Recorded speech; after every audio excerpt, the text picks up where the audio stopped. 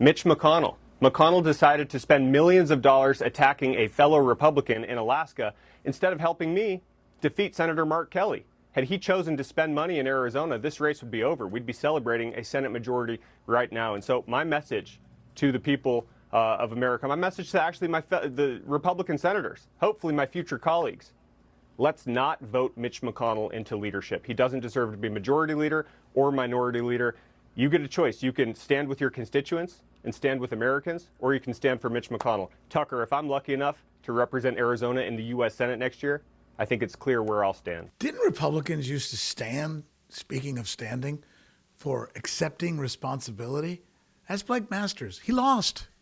He lost. And who's he blaming? Mitch McConnell? I didn't lose because I did anything wrong. I lost, says Blake Masters, because Mitch McConnell did everything wrong. It goes against all the principles that we've heard for so long from Republicans, and it's amazing to hear him actually utter those words. And by the way, and this is a really important conversation that we need to have about Mitch McConnell. Mitch McConnell, whether you like him or hate him, has been schooling Democrats for the longest. Mitch McConnell is the reason, in fact, that Amy Coney Barrett is there. He changed the rules. He kind of cheated to make sure that she could become a Supreme Court justice. I mean, Mitch McConnell is the reason that Merrick Garland was not able to get to the Supreme Court. I mean, it was horrible, but he schooled Democrats on this. This is the single issue Republicans have always wanted most. I mean, looking at it as a Republican, you would think they would want to embrace Mitch McConnell for what he's done. Suddenly, the idea that they want to throw Mitch McConnell away because he hasn't done enough for the people who legitimately lost, by the way. I mean, Mitch McConnell is the reason that the U.S. Supreme Court is conservative. Mitch McConnell is the reason the U.S. Supreme Court is conservative. But there is a movement, and it seems to have at least failed in essence in its initial stages, right? But I don't think there's any question that they're going to go after him. And you know who's going to go after him the most? This guy. Well, I think he's got a lot of pressure. His wife is a big person for Chinese investment, and his family and him, China. I don't think that's appropriate. No, I think Rick Scott would be much better than McConnell. I know McConnell well.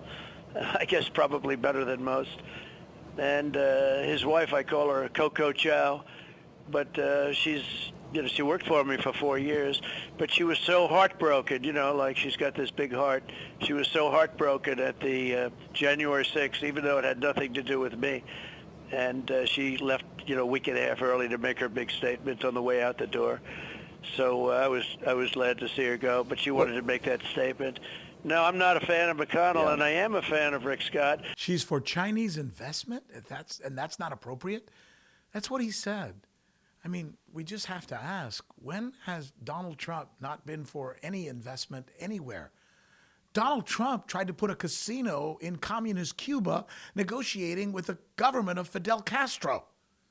He did that. And now he's mad because that she is for Chinese investment. By the way, what does that even mean? He said, well, she's for Chinese investment. And then he goes on to say, that's not appropriate. What's not appropriate? What Chinese investment? You can't just throw language out like that. And Coco Chow? Coco Chow, Mr. President? Coco Chow? I mean, I can't imagine anything being worse than to go after somebody's family rather than going after them. I mean, there seems to be this sudden tilt amongst my friends who are Republicans who voted for Trump, who are coming to me and saying, enough. It's just too much. I mean, he's attacking the wife of Mitch McConnell and calling her names, racist names. To what end? And this is finally the beginning of the end. It appears that way based on the elections, but we'll have to wait and see.